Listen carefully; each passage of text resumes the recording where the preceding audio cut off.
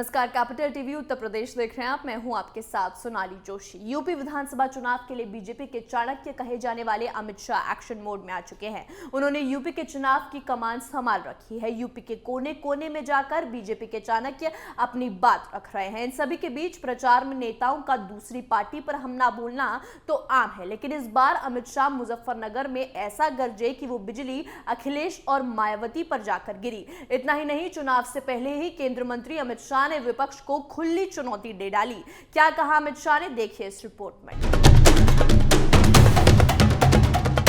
UP विधानसभा चुनाव में BJP की जीत सुनिश्चित करने के लिए एक बार फिर से केंद्रीय गृह मंत्री अमित शाह ने कमान संभाली है। अखिलेश यादव के दौरे के अगले ही दिन मुजफ्फरनगर पहुंचकर अमित शाह ने सपा के मुखिया पर हमला बोला और माफिया राज और गुंडा राज कहकर सपा की कमियां गिनाई। अमित शाह ने कहा कि अखिलेश यादव को लाज नहीं आती, हिम्मत हो तो अपने समय के आंकड़े लेकर प्रेस वार्तालाप करे। योगी सरकार में लूट, हत्या, बलात्कार के मामलों में कमी आई है। संबोधन की शुरुआत में अमित शाह ने सबसे पहले चौधरी चरण सिंह, बाबा महेंद्र टिकैत को प्रणाम किया और उसके बाद सपा, बसपा और कांग्रेस पर हमला बोलना शुरू कर दिया। अमित शाह ने कहा कि यही मुजफ्फरनगर है जिसने 2014, 17, 19 में भाजपा की उत्तर प्रदेश में प्रचंड जीत की नींव डालने का काम किया है। यही से लेकर उठती है जो काशी तक जाती है और हमारे विरोधियों का सूपड़ा साफ कर देती है। उन्होंने आगे कहा कि उत्तर प्रदेश का जब मैं प्रभारी बन गया था तब शुरू में ही यहाँ दंगे हुए थे। तब की सरकार में आरोपी ही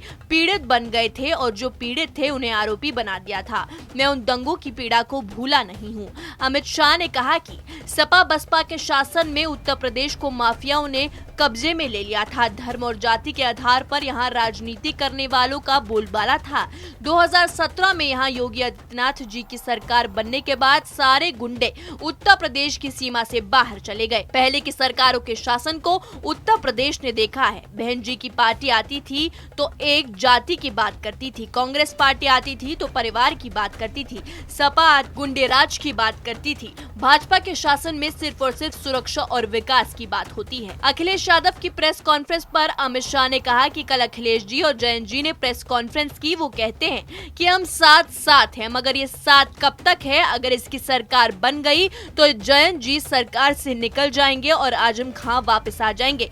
यूपी के लोग तो टिकटों के बंटवारे को समझ गए हैं, आगे क्या होने वाला है। अखिलेश जयंत के साथ साथ आने पर तीखा प्रहार करते हुए अमित शाह ने कहा कि साथ साथ कब तक हैं, ये सवाल है। जी हाँ, तो देखा आपने, आरोप प्रत्यारोप का दौर तो शुरू हो चुका है। चुनाव से पहले ये तो आम बात है कि कोई पार्टी दूसरी पार्टी पर इल्जाम लगाए, लेकिन अब चुनाव सर पर है तो ये सियासी बयानबाजी और तेज हो चुकी है। अब देखने वाली बात ये होगी कि इस जुबानी जंग को कौन जीतेगा।